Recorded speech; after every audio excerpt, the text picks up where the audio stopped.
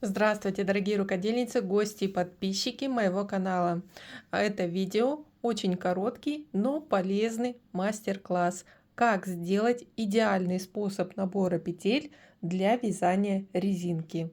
Посмотрите, я уже связала образец, какая ровная получилась кромка. Из переплетения нитей связана резинка, край очень ровный и аккуратный.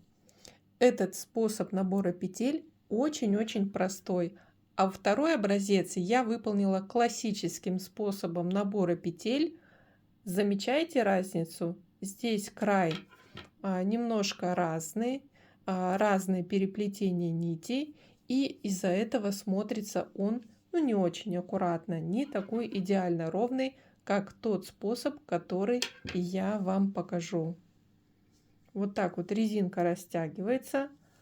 Наборный край тоже очень хорошо растягивается. И сейчас покажу, как смотрится изнанка. Тоже аккуратно. И здесь, как смотрится изнанка. Ну, на изнанке здесь тоже все то же самое. Начинаю делать набор петель. Обычно я оставляю 3 длины нить от нужной длины наборного ряда. И располагаю нить на пальцах левой руки. От клубка нить идет на указательный палец, и отрезок нити конец идет петлей на большом пальце. И как мы набираем петли при классическом способе: вначале заводим спицу за нить на большом пальце, затем за нить на указательном пальце и вытягиваем петлю. Следующие петли набираем точно так же. Это классический способ набора петель. Как набирать петли новым способом? Располагаем нить точно так же, как для классического способа набора петель. Первую петлю, как кромочную, набираем точно так же по классическому способу. И далее делаем новый набор. Вначале заводим спицу за нить от большого пальца и от указательного пальца. Вытягиваем петлю на спицу, но не сбрасываем нить с большого пальца. Заводим в центр петли от большого пальца и вновь захватываем нить от указательного пальца. Получилась вторая петля, и теперь сбрасываем нить и затягиваем вот эту вот нить, которая идет вторая. И получается, мы сразу одновременно набрали 2 петли. Располагаем нить на пальцах и вновь повторяем от большого пальца, от указательного пальца захватываем нить, вытягиваем первую петлю. И теперь вытягиваем вторую петлю теперь в центр от большого пальца, с указательного пальца захватываем нить и теперь сбрасываем нить и затягиваем сразу 2 петли. И теперь ускоряюсь немного. Одновременно 2 петли, и теперь сбрасываем нить и затягиваем. И вот получается, мы попарно набираем петли. Набираем необходимое количество петель. Очень простой, быстрый способ. И смотрите, у нас идет протяжка внизу нити сразу на 2 петли. Из-за этого нижняя кромка получается ровной при вязании резинки 1 на 1.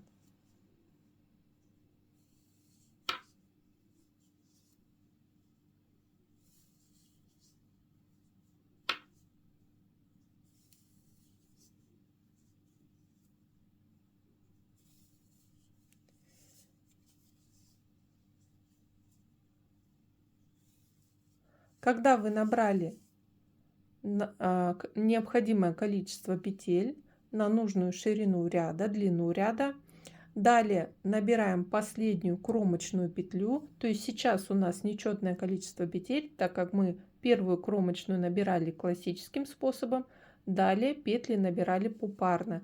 Последнюю петлю кромочную набираем просто классическим способом. И все, это у нас идет кромочная петля. Далее разворачиваем вязание и первый изнаночный ряд начинаем вязать резинку. Первая петля кромочная, мы ее снимаем не провязывая. Далее начинаем вязание с лицевой петли. Лицевая, изнаночная. И так чередуем лицевая, изнаночная, лицевая, изнаночная.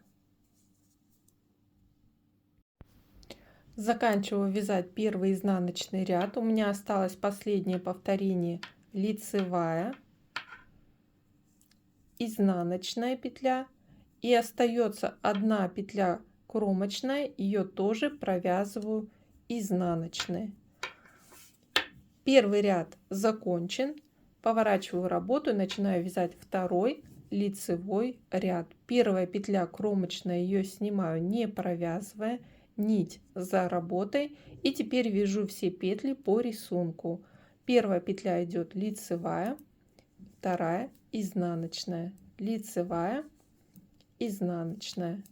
И так провязываю до конца ряда, чередую лицевую и изнаночную, и последняя кромочная петля, ее провязываю изнаночной. И получается вот ровный наборный край внизу резинки. И далее вяжем резинку на необходимую высоту для манжеты или для любого другого изделия. Дорогие рукодельницы, я надеюсь, вам понравился этот способ набора петель. Пишите в комментарии, знали ли вы о таком способе, о таком приеме. Вот показываю в сравнении с классическим способом и вот этот новый идеальный способ ровного края. Не забудьте поставить лайк, подписывайтесь на мой канал, еще будет много полезностей для вязания спицами и крючком. Спасибо за внимание.